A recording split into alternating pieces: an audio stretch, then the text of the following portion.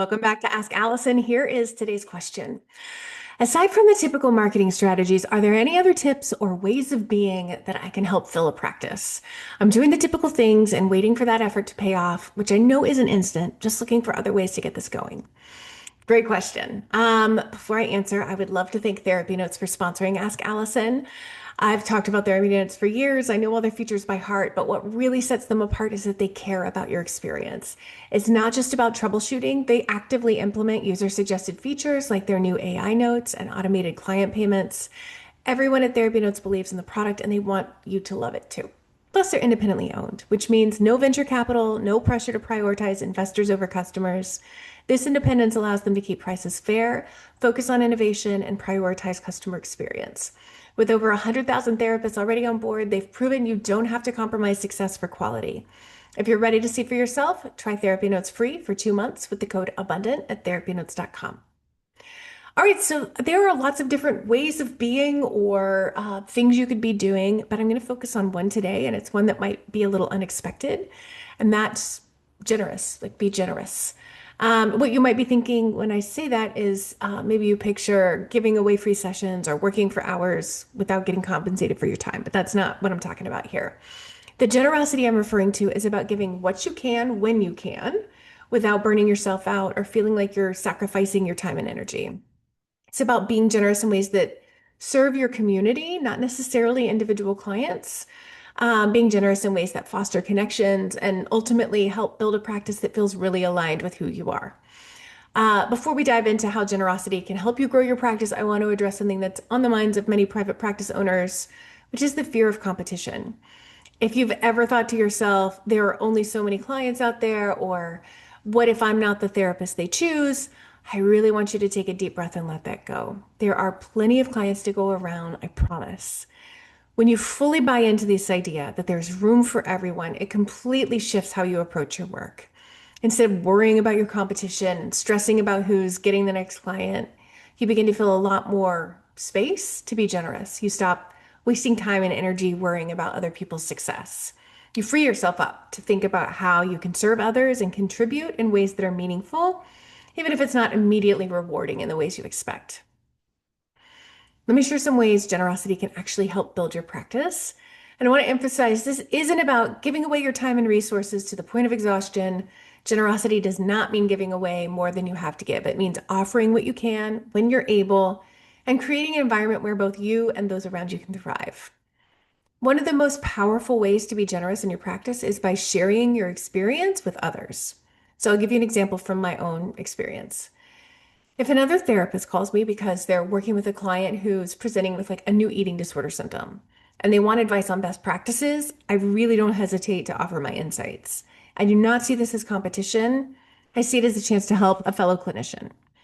If I have the time and the expertise, I'll chat with them about what's working for me in those situations. I'll offer them new tools or I'll point to resources that could be helpful. This kind of generosity doesn't cost me anything at all other than just a few minutes of my time. But it can make the world of difference for the therapist on the other end. It's great for their clients. It also is a great way to build your professional relationships and show that you're invested in the success of your colleagues, not just your own. Now let's talk about networking. This is often erroneously seen as a transactional thing. What if we flip the script on that? What if we're thinking, rather than thinking of networking as like, how can I benefit from this person? You think in terms of how can I connect people in a way that helps them both? This is a practice of generosity that can have long-lasting positive effects. So, for example, if I meet a therapist who specializes in the same area as a good friend of mine, I don't just say, hey, you should meet this person. It's a very surface level introduction. Instead, I take time to craft a thoughtful email introduction where I explain who each person is, what they do, why I think they'd make a great team, how they can benefit from getting to know one another. This kind of really in-depth, meaningful introduction helps build genuine connections between the two of them and between me and each of them. It's a really small effort on my part, but it can have a huge value for everyone involved. Another way I practice generosity is helping people connect when they're relocating or transitioning to a new place. If someone reaches out to me because they're moving to a new city and they're looking for recommendations, whether it's for therapy or networking or whatever, I'll make a point to introduce them to people I know in the city. I don't just give them a list of names. I try to provide a personalized introduction with context when I can so that that connection is more meaningful. This is not an introduction for all or an ask for you guys to all email me right now about this because then I won't be able to do all of it because I won't have it to give, right? All right, let's talk about what happens when your practice is full and a potential client reaches out. I used to feel this pressure to always be available, to always be taking on new clients, even when my schedule was full. But over time, I realized something really important. Just because I can take on a new client or can't take on a new client doesn't mean I can't help them. So if someone calls, my schedule's full, I don't just say like, I'm really sorry, I'm unavailable.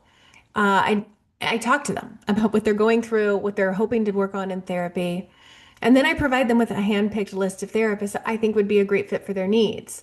I don't refer them to just anyone. I really take the time to hear about their specific concerns, what they're looking for, and I match them with someone I trust. By doing this, I'm giving them something that could truly make a difference in their journey with therapy. I'm showing them that I care about their well being, even if I'm not able to see them myself. And in doing so, I'm building a network of professionals who appreciate thoughtful, generous approaches to referrals. So it's a win win. Now, let's talk about how generosity plays out in a broader sense, too. If you're asked to share an event or a networking opportunity like a dinner or a community gathering, don't hesitate to spread the word. Even if you're not able to attend, let your network know about the opportunity. And this helps bring people together, foster that sense of community. I don't know how many times I'm saying the word community, a lot. It might lead to new connections, collaborations, referrals down the road for everyone. And it feels good that you helped connect them.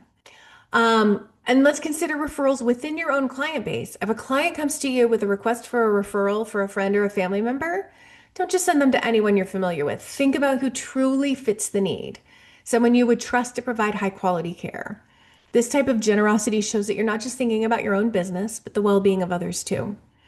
And here's the thing, you can't give everything you have all the time. I've learned this the hard way, and there are days that I just don't have anything extra to give. That's okay. Generosity doesn't mean overextending yourself. It means being thoughtful about when and how you give. And sometimes you'll have more to offer, sometimes you won't. The key is to really honor your limits, give in ways that feel good for you rather than feeling like you're giving out of obligation or guilt. A well placed, I wish I could respond to this right now, but I'm just not going to be able to, is totally fine. Generosity is about balance. It's about recognizing that while it's really important to give to others, it's also essential to take care of yourself. If you're burned out or overwhelmed, you won't have anything left to give. And when you're able to show up for others with genuine care and thoughtfulness, it creates this ripple effect that benefits everybody involved. I can tell you that the more I've embraced generosity in my practice, the more it's come back to me in unexpected ways. It's built my network, created opportunities, helped me develop strong relationships with clients and colleagues and community members.